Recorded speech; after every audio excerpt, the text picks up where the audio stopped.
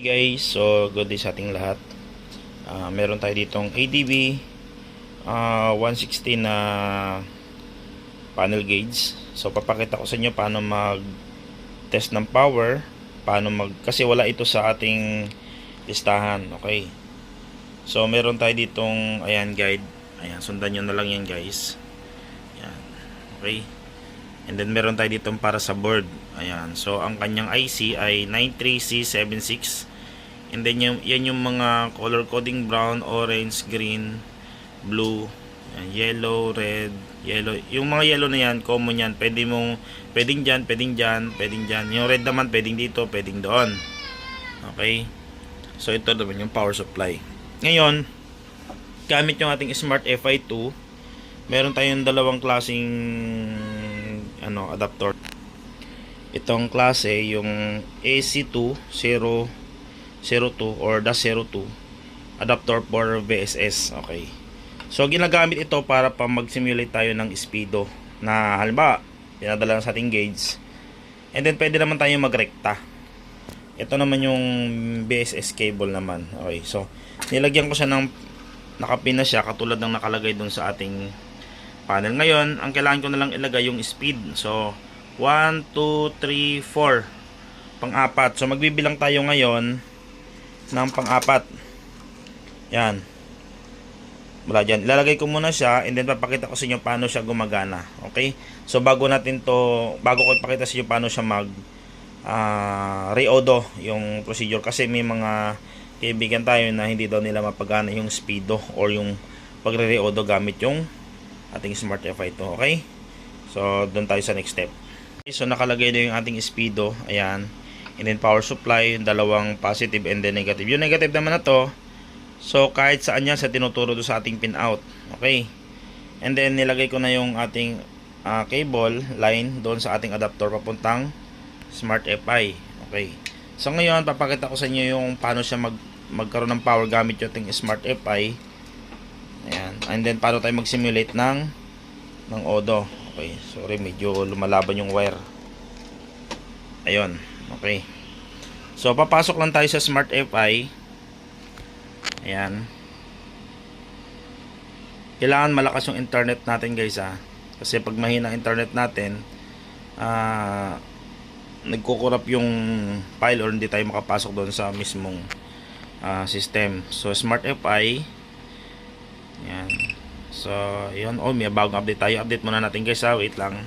Okay guys, so yun, hindi ko na pinakita paano mag-update kasi medyo matagal, kasi ina-uninstall yung software and then in-install. So papasok tayo ngayon sa odometer. Okay, so ito ay ADB 160. Okay, so punta tayo sa Honda. Ayan, so bago pala mag-odo doon, dito muna guys, punta tayo sa simulator.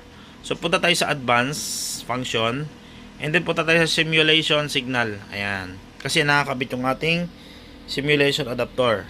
So pasok tayo sa Honda dashboard. Ayan. And then lalabas yung yung information. Okay, so mahina yung internet natin. Okay, so lipat lang tayo ng internet. Medyo mahina yung ayun. Okay. So pinalitan ko lang ng connection. Kailangan talaga guys malakas yung internet natin. Ayun. So may lalabas dyan na guide. Ayan lang guys, nakalagay dito yung red, 12 volts, ganyan. Pero wag niyo susundin to guys kasi iba yung nakalagay na sample picture. Sample lang yan picture. Di talaga yan yung guide na para dito. May pinakita ko kanina, sundan nyo na lang. So continue natin yan. Okay, so nakalagay naman kung anong kable gagamitin. Ayun ulit natin guys. Ayun yung kable. AC2-07, AC2-02. Ayan. So, continue natin. So, ito yung kanyang panel. Nakikita nyo, walang power siya. Magkaka-power lang yan guys kapag in-start natin to. Ayan, kita nyo, magkaka-power siya. Ayun. So, baliktad pa. Okay. Ayan siya. So, ito na siya ngayon. Ayusin ko lang guys sorry. Ayan. So makikita natin yung total ngayon ng kilometer ay 20,000. Ngayon papakita ko sa inyo mamaya, mababago ko yan. And then naka 5 ang kanyang speedo. And then ilagay natin sa ayan, makikita nyo guys, kapag ka inaangat ko siya, nag 10.0 dito ay 14, ayan o. Gagalawin ko lang yung plus na yan. Makikita nyo siya, tumataas din yung, ayan. So, dyan nyo makikita kung gumagana ba yung speed niya bago nyo gawin. Baka mamaya kasi, yung pinagawa sa inyo ay sira na pala. And then, sa inyo nilang nasisi. Okay, so, nagagalaw yan dito guys. Positive, negative lang gagawin natin. Add and plus lang gagawin natin. Okay? So, okay na. Pag-post natin, patay naman ng power supply. Ngayon, doon naman tayo sa pagbabaklas ng board. Papakita ko sa inyo paano ba yung ino-odo or pinapalitan ng odo. So pupunta tayo sa odometer.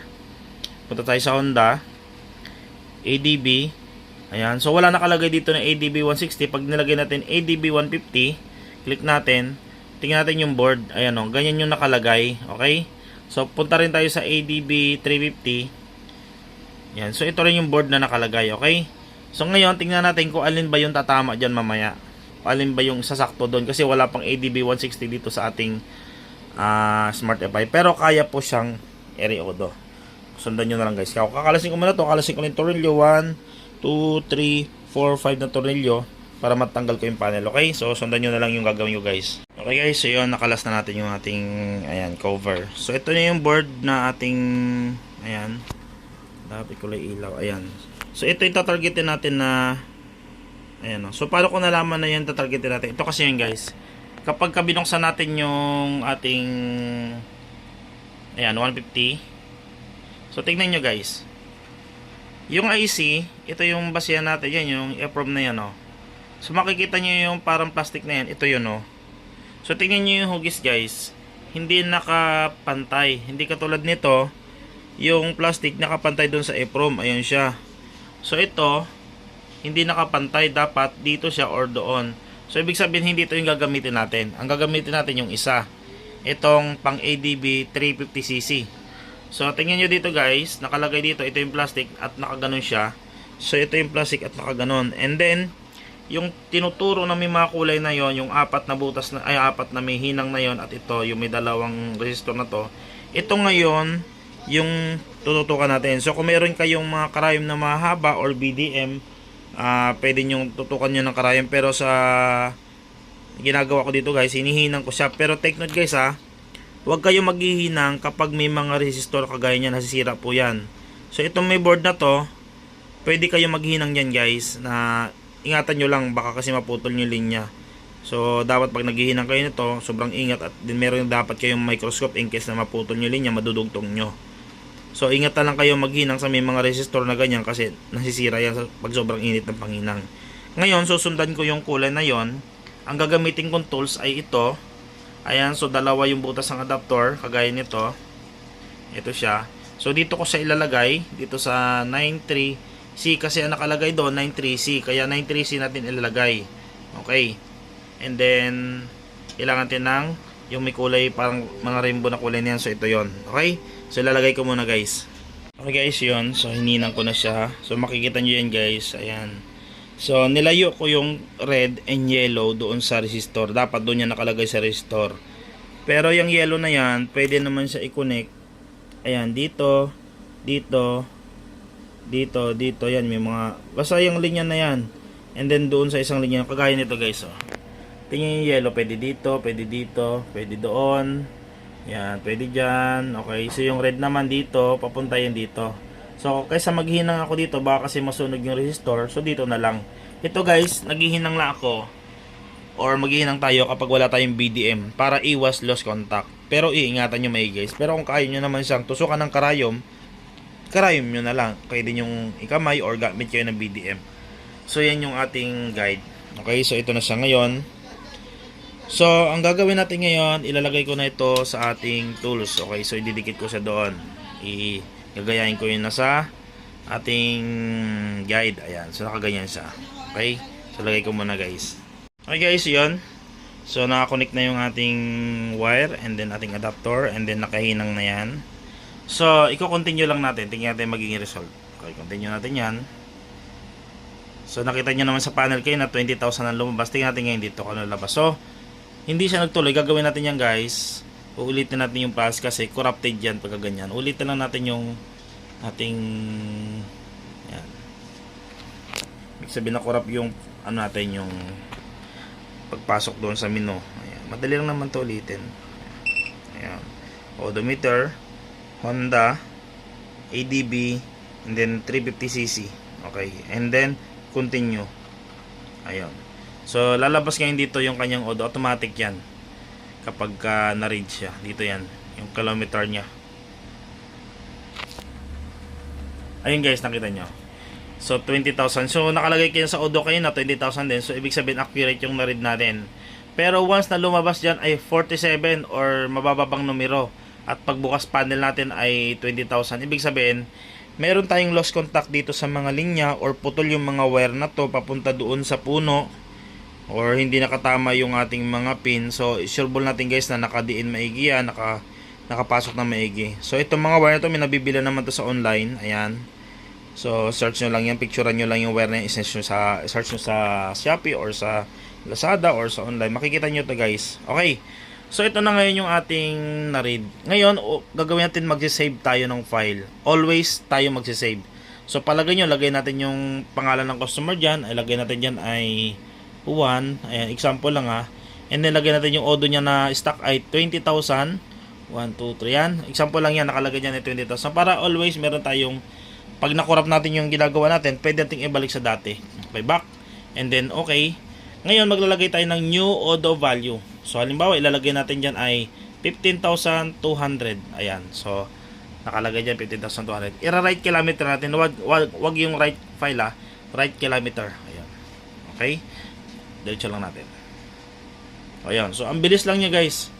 Matagal lang talaga maghinang. Okay? So, after natin na magawa yon, so, tatanggalin natin yung hinang. And then, tingnan natin yung odo. Or, ito ngayon, hindi ko muna tatanggalin yung hinang. Ipapakita ko muna sa inyo yung mangyayari sa kanya. Lagyan ko muna ulit ng power, sasaksak ulit ito doon, tanggalin ko yung adapter, and then tingnan nyo yung magiging reading niya kung pumasok ba yung 15,200. Okay? Okay guys, so yun, testing natin. Punta tayo sa home, and then punta tayo sa advanced function, at punta tayo sa simulation signal, pasok tayo sa Honda Dash BSS, and then continue, and then start natin. Okay, so tingnan natin yung power natin. Ayun, baliktad nga lang guys. So, nakalagay dito, ayan. So, 15,200. Pumasok guys yung ano natin, yung nilagay natin, okay? So, accurate naman guys yung pagkagawa natin at pumasok sa doon sa 350cc. Ito ay 160 series. Okay, so pag mga na-encounter kayo ng ganitong mga panel guys, ay alam niyo yung gagawin natin gamit yung ating Smart F8 to. Okay? So, sana guys, may nakuha kayong idea and magandang araw sa ating lahat.